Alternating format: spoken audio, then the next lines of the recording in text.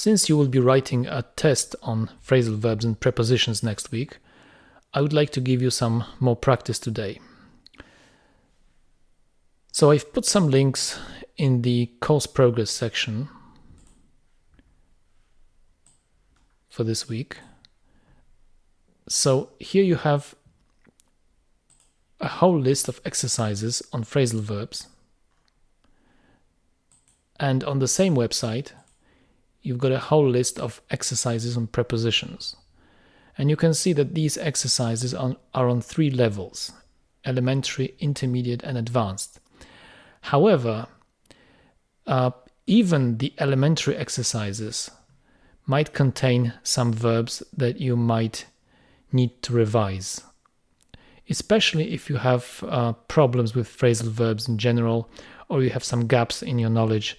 Then I encourage you to look at them, even the elementary ones, because they are not extremely basic. Some of them are commonly used, but you might not necessarily be familiar with each of them. So just look at them, and of course, if they're too easy, you can skip them. But I think you might find some verbs that it would be nice to get some practice for. And the same goes for prepositions. Okay, and there is another exercise which we'll look at later. Okay, so I'm going to focus on the advanced ones because they require the most explanation. And you can do the other ones on your own. So let's start with the first one. So you have a list of phrasal verbs here. And as a matter of fact, they don't seem to be extremely advanced. So maybe there isn't that much difference between those exercise levels. But anyway, I think we've had most of these, either in this semester or in the previous semester. So the task here is, of course, to complete the sentences with the correct forms of the phrasal verbs. So as usual,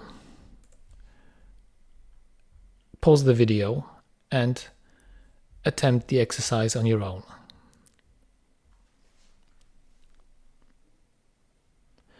Okay, so the first sentence.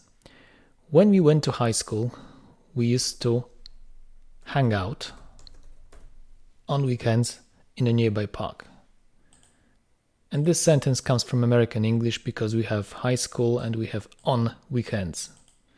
That would be at weekends in British English and secondary school. But hangout is used in both varieties, and it's a very colloquial verb which means to spend time, for example, with friends. When I retire, I'll take up some new hobbies like fishing or playing golf. And we've had this one quite recently.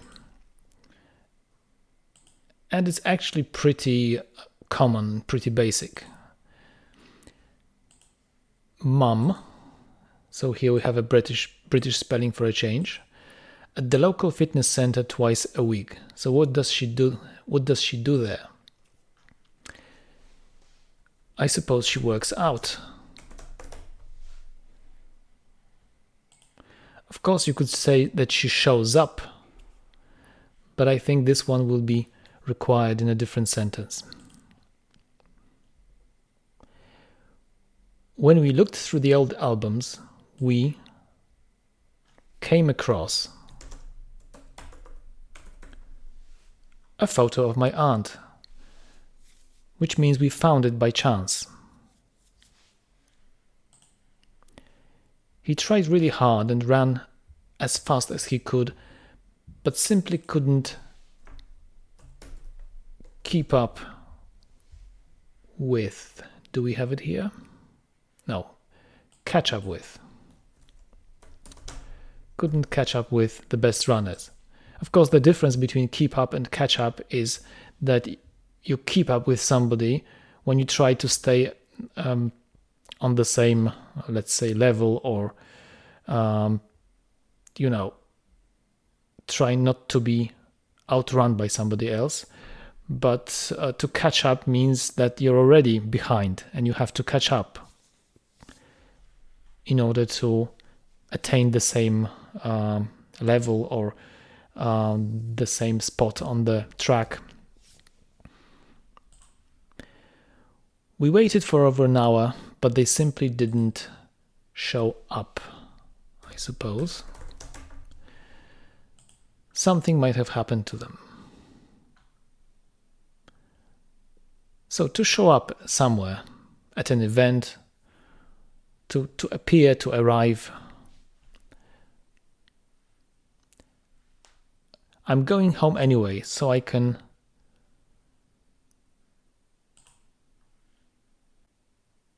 drop you off wherever you want.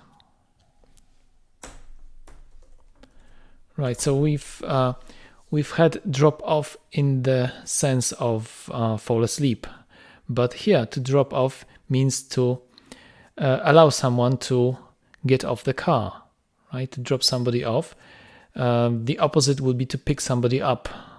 So you can pick somebody up somewhere and then you drop them off at a different place. And finally, we decided to head for the south because the weather was much better there. So to head for, to basically go somewhere or go in the direction of a place. So let's see if we've done it correctly. And it's 100%. All right, so let's do the next one. And the instructions are the same. So again, you need to put these verbs in the correct forms into the sentences.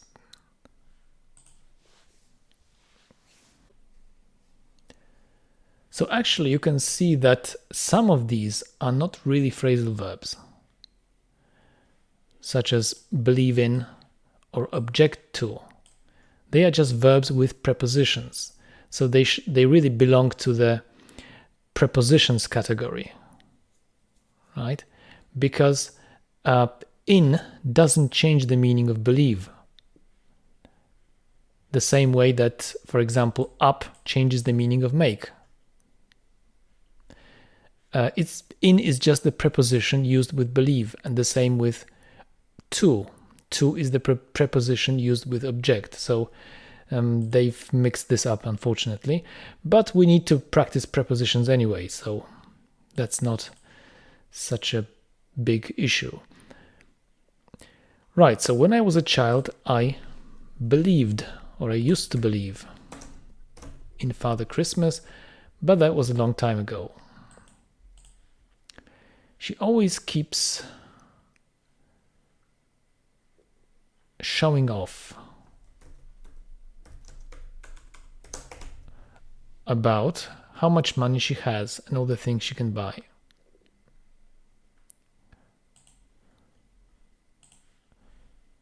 He is such an arrogant colleague. I don't want to put up with, a very common verb, his behavior any longer. So to put up with, to tolerate. The book I read didn't. So a typical collocation for expectations is to meet somebody's expectations, but there is a phrasal verb, live up to. So that's another nice collocation. Live up to expectations. The mayor offered his version of the plan, but local residents objected to it at once, so they opposed it. After 8 hours of meetings, the trade talks finally broke down without an agreement. After our quarrel, we decided to go for a meal and make up.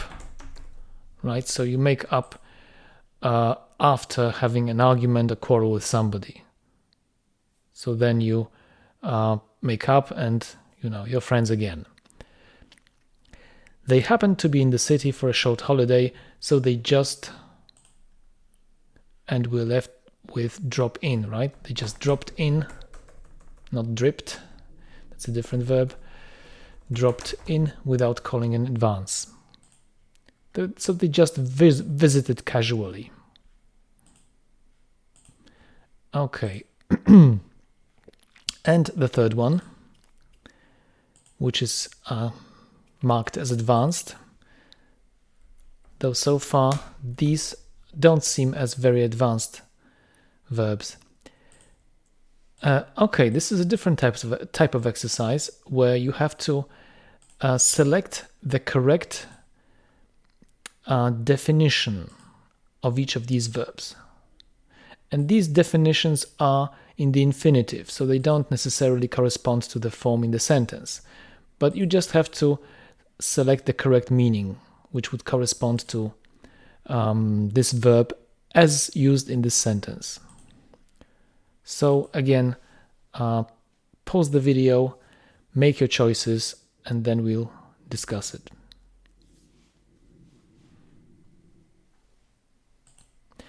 Right, so while cleaning the basement, I came across something I thought I had lost years ago. So what does that mean? That means I found it by chance. So to find by chance. Joe came into a lot of money, which changed his life completely. So what happened to him? He inherited a lot of money. So we had this one in the first semester.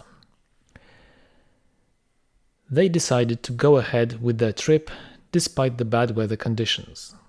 So they decided to continue with their trip, just continue traveling. That tie goes with your suit nicely. So that tie matches your suit. The child went through a lot before recovering completely. So the child suffered a lot. I was about to leave home when some unexpected visitors arrived. And to be about, well, is it a phrasal verb? It's one of the forms that we mentioned when talking about future forms. So we will actually talk more about it later, but I mentioned this form, or this form was mentioned in the booklet. Be about to, be bound to, and so on. There are a few forms that refer to the next event, and they can also be used in the past. So here we have a past form.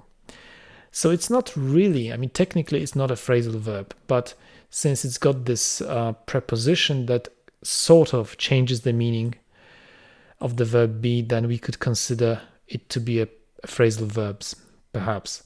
But anyway, the meaning of that is that I was ready to leave home, or I was on the point of leaving home. I was going to leave home. The doctor wanted to go over the test results with the patient. So the doctor wanted to discuss in detail the test results, to go over something. Also to examine, but in this context it's more like discussing. We were promised that the hard times would be over soon. So I think this one is straightforward. Of course, that means end. I must be off now. My parents are expecting me soon, so I must leave now. It took the woman a few minutes to come round after she had fainted. To come round, we've had this one.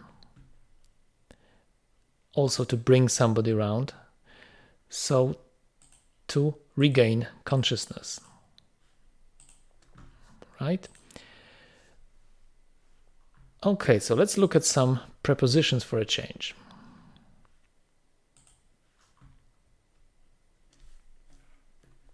Right, so here we have some prepositional phrases. So again, we have to select the correct meaning, the correct definition for each of these phrases. So you will see a lot of prepositions in these lists, right? So we've had a lot of these in those exercises that we've done. So pause the video and make your choices. All right, so Alice's new hairstyle really looks old-fashioned. So it looks out of date. Sonia made a good impression at first. In the beginning, right? So you might remember the difference between in the beginning and at the beginning. In the beginning means at first, initially, whereas at the beginning refers to something specific, like at the beginning of the film, for example. Jerry didn't do it deliberately. So what would be another phrase that could replace deliberately? On purpose.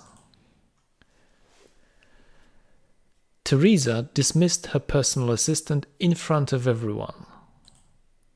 So, in public. Gina finished the job with days to spare, which means with a lot of time left. So, in time. And again, there is a difference between in time and on time. In time means soon enough, right? So with perhaps even some time left. So in time for something. But on time means exactly on time, punctually. Maggie finally threw out the old sofa. So of course we'll have in the end, which is different from at the end. So it's the same difference as that between in the beginning and at the beginning.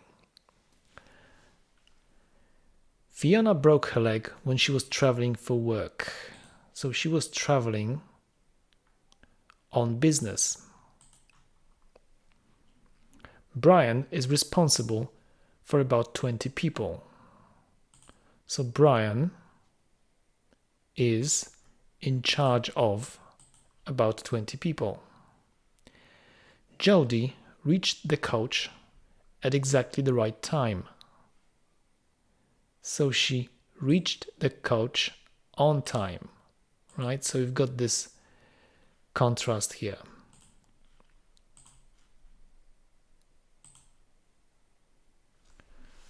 Okay, so let's do the next one, which is marked as advanced. So here we have these prepositions, these commonly used prepositions: at, by, for, in, on, and out. Although out is not really a preposition, at least not in most cases. Out is more like an adverb, or it's a particle that can be used with a verb to form a phrasal verb. It is used as a preposition sometimes in American English. For example, you can say, he fell out the window. But in British English, that would be not considered correct. You would say, he fell out of the window.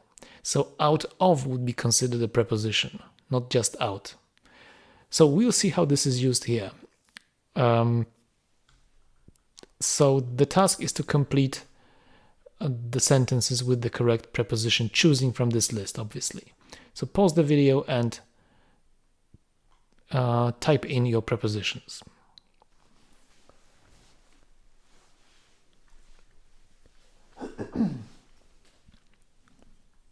Okay, so Julie and I met in the shopping mall by chance. By chance, by accident.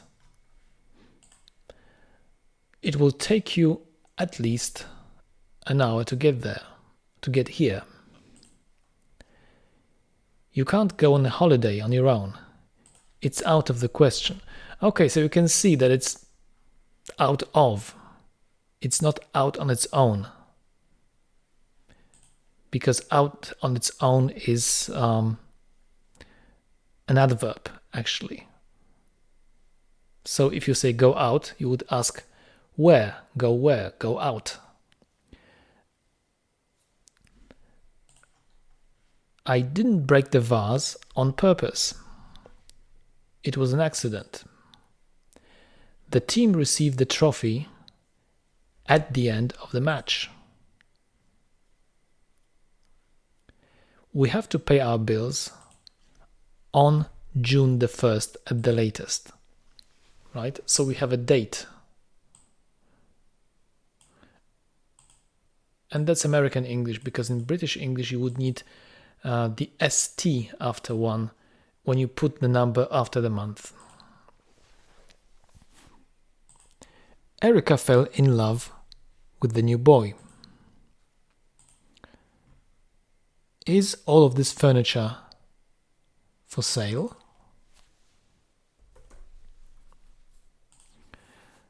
This bus always leaves right on time.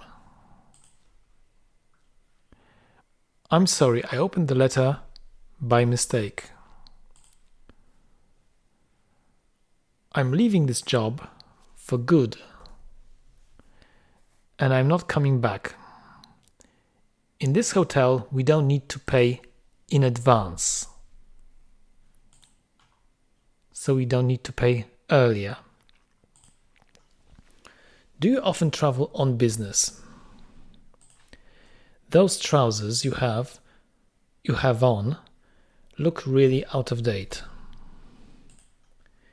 It was the first time I spoke in public, but everything went well. Okay. So what's the problem here?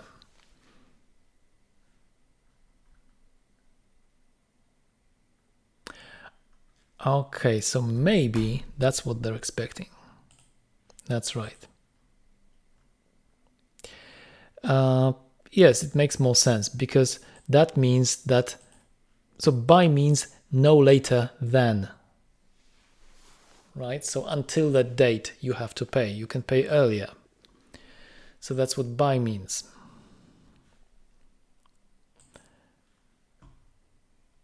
Right.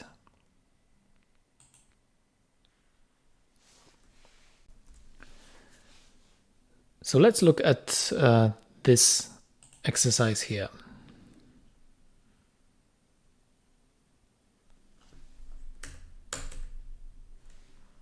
So the task is to put in the correct preposition in each sentence.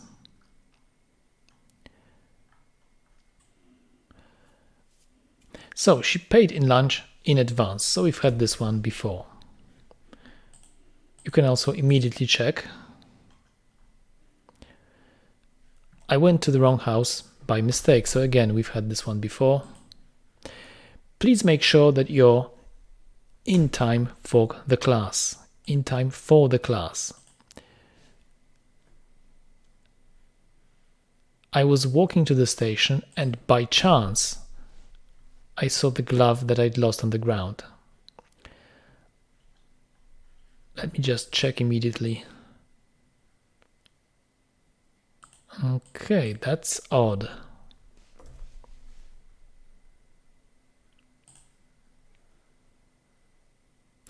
Actually, that's correct. Yeah, because you have to be punctually. You have to arrive punctually for the class. You're on time. I got confused there. By chance. I love eating out in London. For instance, one of my favorite restaurants has amazing Japanese food. For example, it's the same. I think the cat is in danger on that high roof. I picked up the laptop and, to my surprise, it fell apart in my hands. So we've had similar expressions in those exercises. To my surprise, to my astonishment, to my amazement, right? I have a lot in common with my cousin. So to have something or to have a lot in common with somebody. If the baby starts to cry, pick her up at once.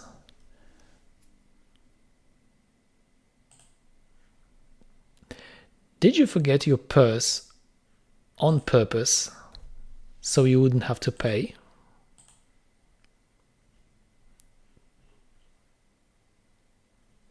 It's best to arrive on foot.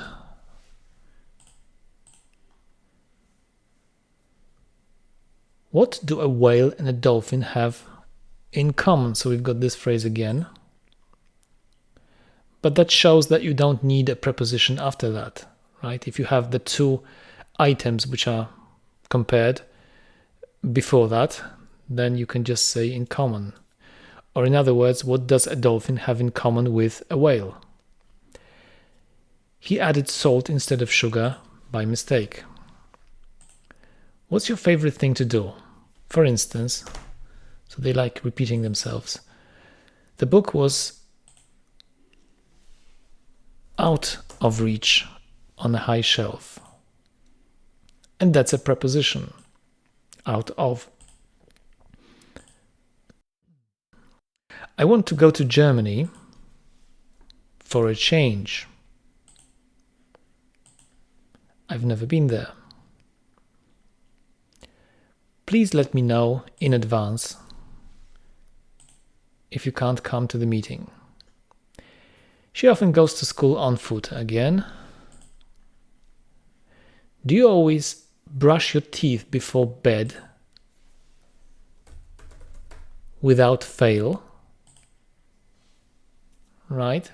So, without exception, always.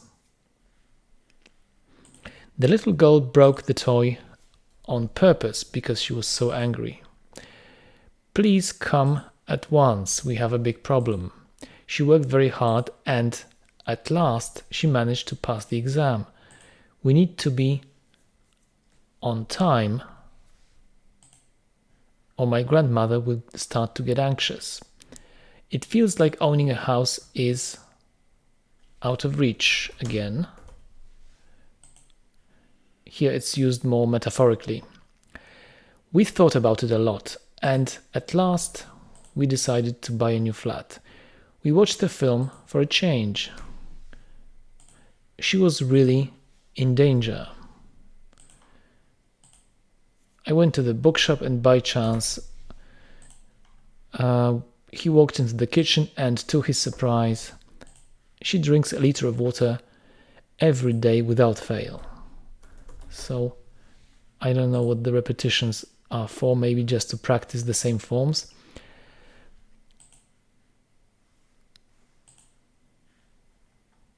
Okay, so as you can see, there are a lot of these exercises, and I would encourage you to do most, if not all of them, because I think you will find some useful examples in most of these exercises, and it will give you some practice.